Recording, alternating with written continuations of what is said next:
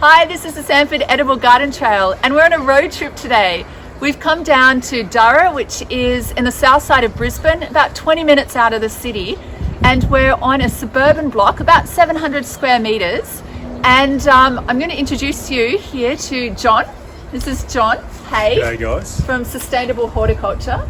And we're going to do a garden tour today, and this property is all about how you've integrated your planning around irrigation, aquaponics, and how you're fertilizing using a whole fish system, I would call it, and lots of fruit trees. So this is a really interesting garden, and again, it's a small space and you've managed to fit a lot in here. So I thought, why don't we start this tour let's start with fish, and we'll work our way over to some fruit trees and some more fish. Thanks for having me. Right, I look forward to showing you guys around and seeing what we can provide some lessons for you today. So great. Okay, so we've got the first tank here.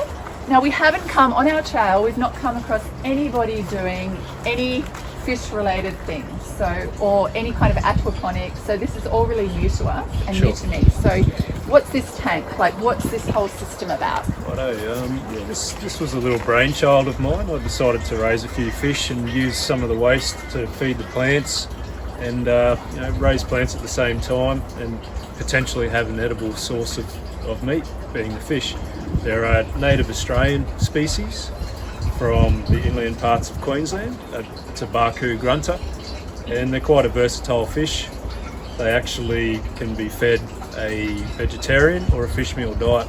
Feeding these fish with fish meal will provide quite high levels of omega-3, comparable to Atlantic salmon. So they are a very versatile fish and possibly a sustainable food source in the future.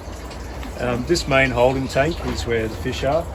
The water is gravity fed out of this tank through 2 wicking beds into a sump, where it's pumped from the sump into the overhead channels and gravity fed back down into the main tank. This system runs off an efficient pump which is covered under my solar system, and it works pretty well.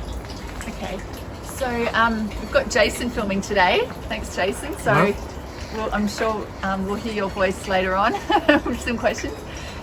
Jason, can you just show what's going on up here? So John just explained.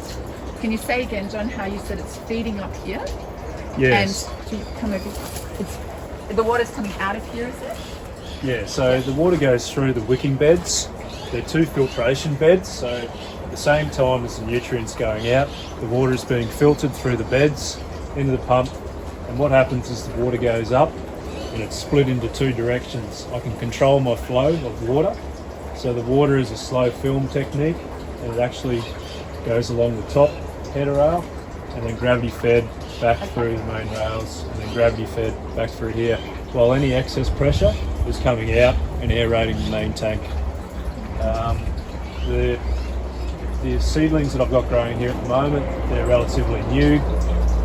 Fish stocking rate at the moment is fairly small, so there's probably not a great deal of nutrient at the moment getting up to the top headers, but by stocking this tank at its maximum, I'll be able to get as much nutrient as I can up there and lead to higher growth rates in my plants. And are you actually leaving these plants in here, getting bigger and then picking them, or are you actually just having seedlings that you then move to other parts of the garden? Well, I can actually do what you say, and that's by growing these out and replanting somewhere, or I can leave them there and potentially use this as a microgreen area, so I can have smaller leaves here if they don't grow as big as other parts of the garden, and have microgreens. This is, I can see a lot of potential for, also I've seen people growing strawberries out of this sort of arrangement. Yep. Which has interested me because I have a problem with strawberries and things coming and digging them up and eating them, but I don't know. Oh, there we go, we're getting some action. Sometimes fruit veggies can be a lot harder in aquaponics because it's just the greens, especially lettuces in this system. Lettuces grow really well here. Okay. So the silver beets not as as great as what the lettuces do. And I've had this system with lettuces here with minimal nutrients, and they've grown quite big and tall. So. All right. Yeah, okay. That's good to know, because it is actually a bit disheartening if you put the wrong plant in there and it doesn't work. It's all about the time thing. If you've got enough time and you manage those strawberries well, then you will get a good crop. So it's about, I guess, that balance of trying to time and energy versus what expectations of yield you get out of your system. Okay. I really like how the whole thing is integrated. You've thought about it flows from one area. It's basically a loop, right? Yep. Absolutely. It flows from one area and it's helping these beds, and then it flows up there, and then it works its way back again. Yeah, so it's pretty close. It's pretty close to a closed loop system, and the energy as well. So we've got to try and reduce our emissions, and because the pump's running off the solar system, then that leads to a reduction in emissions as well. Oh, fantastic. And it's a small space, so you're actually growing a lot here in a small space, which I think is really interesting. Yeah. And it's water, water efficiency. Keeping the water below the soil surface is a very water efficient way of growing. All right, so let's move to the rest of the garden. And can you talk about the irrigation of the rest of the garden? Sure. So this whole area has been designed with watering in mind. So I capture as much water as I can. Right. And the yard is split up into blocks, so I can turn on and set timers for the irrigation system according to what I'm growing at the time or what the water requirements are at the time. Okay. That is also it's able to be fed from a main water tank where I throw in a seaweed fertiliser. I have 2 main tanks capturing as much water as I can. I can tap those and supply a fertigation through the drippers and out into the various zones in the yard. Fantastic. So, all right, I know that we had a little walk around before, and there's a back corner that we're going to get to, which I'm really interested in. But before we get there, can we talk about these fruit trees here? I know you've got a lot of fruit trees, so you've got some in the ground. We can walk around and have a look. Let us know which ones have been successful and not. And also, I notice you've got a lot of fruit trees in pots. Sure. Does it work having them in pots? Yes. There are a lot of people who have asked us questions already on the trail, people who are renting or in small areas. Can they put fruit trees in pots? Is it worth their while? Some work, some don't. What would you suggest? Most definitely. The trees do work well in pots, some better than others. I find the larger trees require a bit more management in terms of their growth. So if you're seeing growth rates happening on the larger trees, and you've got to keep up the nutrients. Okay. What I find pretty successful is the dwarf fruit trees or the blueberries. So using like an acidic peat moss or azalea mix, you can throw those in and grow blueberries, which are they're a great little berry, tasty. They're pretty good. So, you want to show us some that you've got here? What's happening in these ones? So the smaller shrub type plants, the pepino, which is fruiting at the moment. That's quite handy to grow in pots. So it's the pepino? Yep, that grows quite vigorously. I brought that not long ago, and we've got fruit on it there already. The blueberries, they're suffering a little bit from the cold at the moment. There's a few starting here. That's more of a baby blueberry, that one. But there's different varieties here, so we can extend the growing period. We're not left with a glut of fruit. This one's suffering a little bit from the cold. But, here's a bigger blueberry in flower at the moment.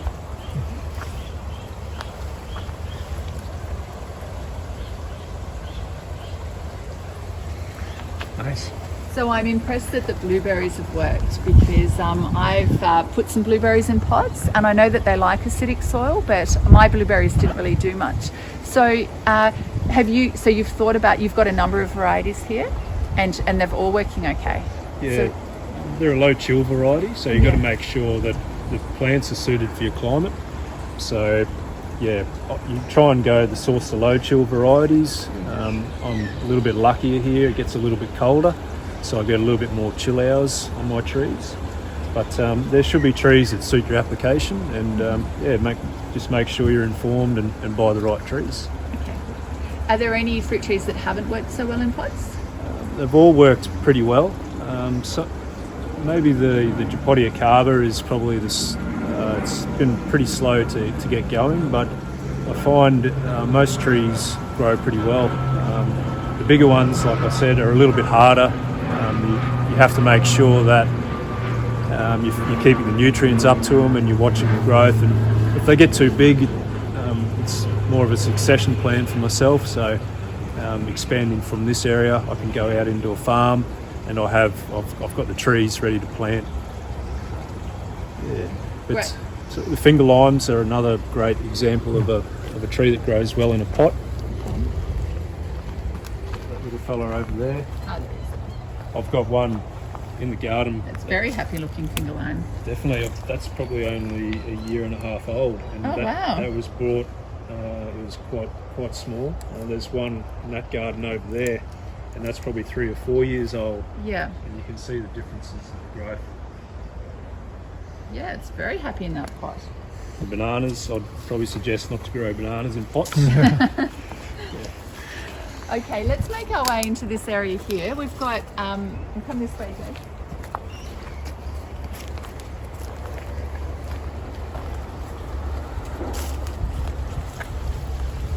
Okay, so in this space here, it looks like you've got a lot of fruit trees in the ground. You've got living mulch on the growing everywhere. I can feel the soil feels really nice. I can feel a little bit of give as I'm walking. So can you talk us through what you're doing here in this section? Sure. This area was originally all grass. I turned the grass over and started from there. I've just applied mulch, and I try and keep the seaweed up through the fertilisation system. I've got a few fruit trees going around here. In the corner I've got a bit of a microclimate in terms of native species, and trying to build a bit of a rainforest type microclimate in the corner, leading out into the more sun-liking plants. Just to my right I've got stone fruit. So the stone fruit is great in being able to provide light through during winter when the stone fruit drops its leaves. So because the sun is lower in the sky, the sun can come through and provide enough sunlight for my fruit trees in the middle of the yard. So it's important to factor in design factors when you're looking at doing something like this. And during summer, when the sun's overhead and the stone fruit is putting on vegetative growth, then you can use that to shade out any trees that mightn't like the sun, tender greens or something like that. So that they work well in a certain design situation. And I can see, I'm not sure, Jason, if you come this way and just maybe look down this path, I can see a couple of beautiful beehives down there. One of those. Yeah, the molds are empty at the moment. Okay. But the other hive is the renowned flow hive. Okay, so the timber one's a flow hive. Yep. Oh, we haven't come across one of those yet. Yeah, look, it works well, but you definitely have to keep up your beekeeping skills as well. So, you definitely have to look after the bees. We know there's a bit of an issue surrounding bees at the moment. So, you still have to look for potential diseases in the brood. And with this, I've gone in with Leptospermum superiums. They're a traditionally Manuka honey from New Zealand, but we have a native variety in Australia. They forage through there, and I get a little bit of a higher medicinal value in my honey. So I'm also experimenting with the lemon myrtles. There's some research going around in terms of how Australian plants can provide medicinal inputs for honey. It's an exciting field because we haven't really untapped the true potential of the healing capabilities of native Australian plants. So I'm hoping to infuse some lemon myrtle flowers through there. Lemon myrtle is a very high antimicrobial plant, as we all know. So hopefully that rubs off in the honey as well, and I get a few different notes through the honey. Yeah. All right. Thank you. I love seeing beehives in gardens. beautiful. Yeah, works well. Especially like when those stone fruits come in flower, like that is just covered in bees. It's amazing to watch. Yeah, I'm actually really interested in about what you said about planting for the bees too. I think we might have some questions about that. It's something different. So let's talk about this area here. We've got a setup that looks like a little pond. Yep. Is this anything to do with the fish? It is. It's partly to do with the fish. It's also partly to do with that this area was quite boggy. So the original intention was to try and remove some of the bogginess from this area, hence the banana trees. And this is basically a finishing pond. So any fish coming out of that main aquaponics system go into here. Mm-hmm. And this pond is fed from the shed roof. Any water that's captured, and you'll be surprised how quickly this fills up with only a small amount of rain. So very rarely do I have to top this up. If I do, it's from the rainwater in the main tanks out the front. Okay. So the water comes down underneath the ground and then up into 2 filtration barrels. Which is over there? Yep. This way. Let's have a look. Oh, I can smell some mint. We just stepped on mint as we walked past. It's beautiful. So these are natural filtration systems. Just filled with sand, gravel, a little bit of plastic to line the barrels. Any excess water goes out the system. I've also got an RO unit just to provide an extra level of filtration, especially when there's fish in there. So the idea is with this area here is to be my main water capture, and any nutrient waste from the fish flows out and into the garden. So it's a form of capturing nutrient and water and putting it where I need it to go. So it's capturing the water and it's also the fertiliser for your fruit trees. Yep. Oh, fantastic. Which sometimes it reduces our the inputs that I need for the main fertiliser tanks. So yeah, it cuts down on me having to buy a CSO or something like that. Yeah. Do you ever bucket the water out of here as a fertiliser onto the trees, or you just use it when there's been excess rain and it naturally flows out? I can, it is a water capture, so I can water my plants with it if I wanted to. Yeah. I don't tend to. I just let it operate how it's going. Right. And this area is amazing for frogs. Like I get, I've counted 5 or 6 frogs out here at any one time. Different types. Like I get quite a few frogs and lizards through here. Also snakes. So that's one of the main things. So, yeah. But in this pond, I had a big carpet python come out.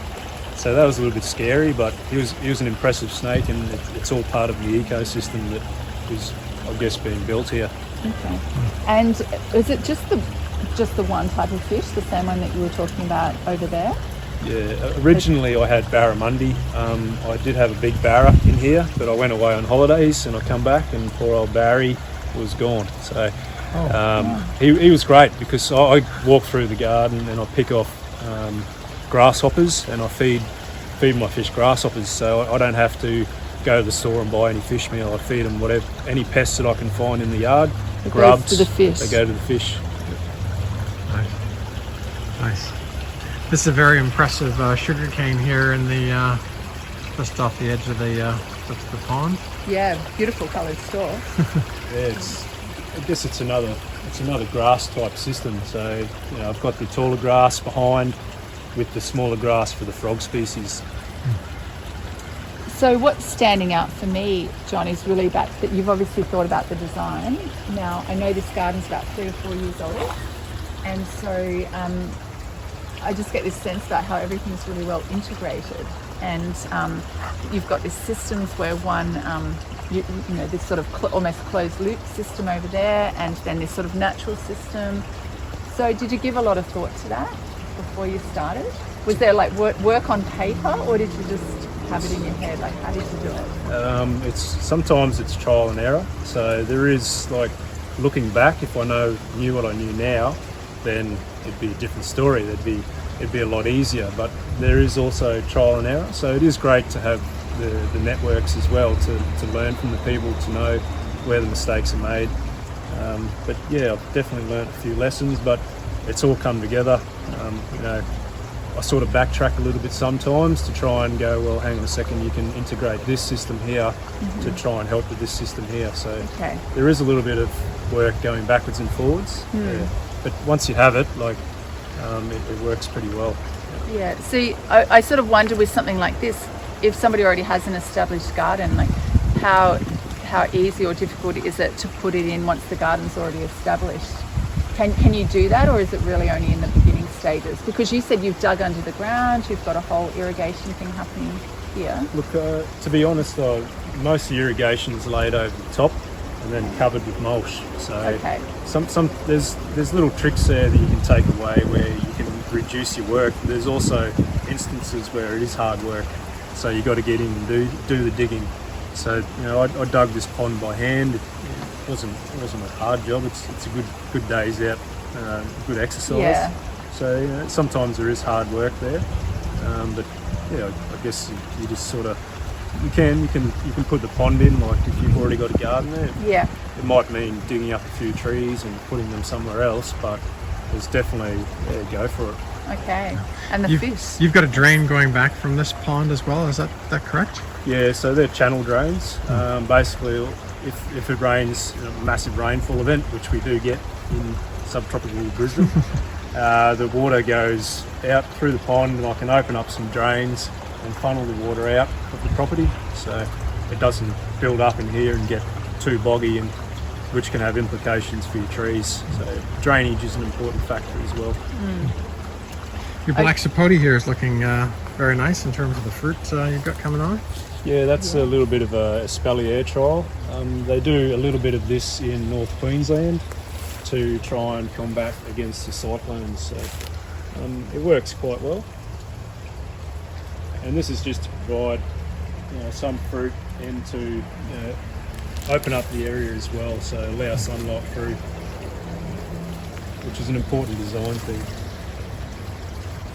Cool. Well, Minister John, thank you very much for showing us around your garden. I think there'll be a lot of questions from people, which is what we're wanting to do. We're wanting to share information, because there's always something that as home gardeners that we see and we think, oh, maybe I could try that. And particularly with the fish, we haven't really come across anybody yet on our garden trail who's got such a great system like this. So please, if you have questions, please type them up. We'll be posting this with live commentary options. So John will be sitting on his computer while the video is playing and ask you questions, and John will be able to answer them. And hopefully we can just keep sharing information amongst each other and really just keep encouraging all of us to give things a go and try to grow some more food in our own backyards. So thank you very much for having us over at your place. And yeah, we'll just say goodbye and keep tuning in. We'll have a garden in a fortnight. Thank you. Cheers, Thank guys. you.